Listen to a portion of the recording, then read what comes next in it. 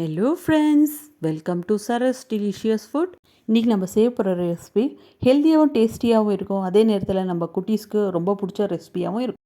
நம்ம சேனலை இதுதான் முதல் டைம் பார்க்குறீங்கன்னா சரஸ் டெலிஷியஸ் ஃபுட் சப்ஸ்கிரைப் பண்ணிக்கோங்க. கூடவே வர பெல் ஐக்கானை ப்ரெஸ் பண்ணி ஆல் என்ற நோட்டிஃபிகேஷன் கிளிக் பண்ணுங்க.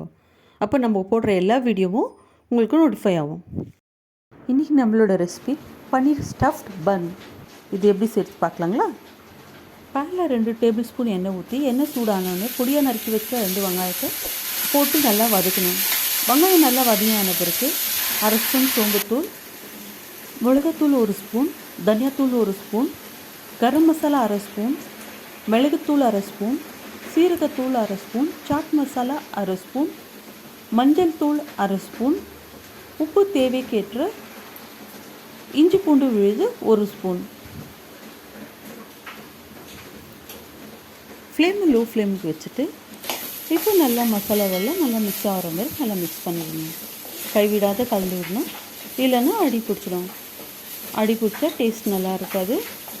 நல்லா மிக்ஸ் பண்ணிகிட்டே இருக்கணும். அடி பிடிக்காத இருக்க 1/2 கப் தண்ணி சேர்த்துக்கணும். தண்ணி சேர்த்த பிறகு நல்லா மிக்ஸ் பண்ணி விடணும்.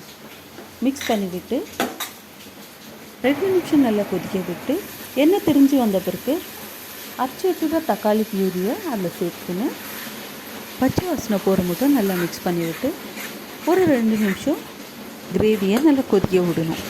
மித்திக் கன்சிஸ்டன்சிக்கு வந்த பிறகு 200 கிராம் பன்னீரை நல்லா பொடியாக கட் பண்ணி கிரேவியில் போட்ட பிறகு பன்னீரை நல்லா மசாலா கூட மிக்ஸ் ஆகிற மாதிரி நல்லா மிக்ஸ் பண்ணி விடணும்.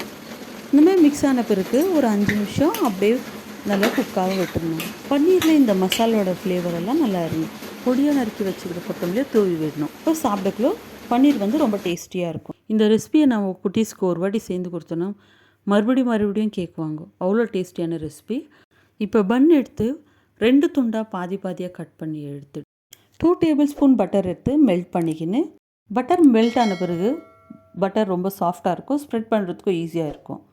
இப்போ பன்னை எடுத்து பாதியாக கட் பண்ணி எடுத்துக்கின்னு அந்த பன்னு மேலே சாஃப்டான பட்டரை நல்லா போட்டு தடவி விடணும். நல்லா தடவி விட்ட பிறகு 1/2 ஸ்பூன் மிளகாத்தூள், 1/2 ஸ்பூன் சீரகத்தூள்,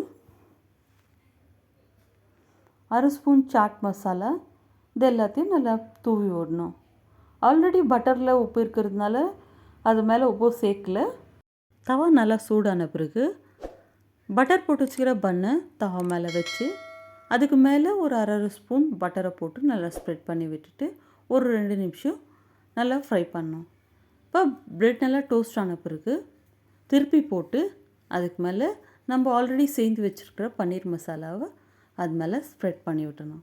இப்போ ஸ்ப்ரெட் பண்ணி விட்ட பிறகு அதுக்கு டாப்பிங்கோசரம் மைனஸும் சேர்த்துக்கணும். அது கூட பொடியாக நறுக்கி வச்சுக்கிற வெங்காயம் கொத்தமல்லி சேர்த்துக்கின்னு இன்னொரு சைட் பன்னை எடுத்து அது மேலே வச்சு பன்னை திருப்பி போட்டு டோஸ்ட் பண்ணிக்கணும்.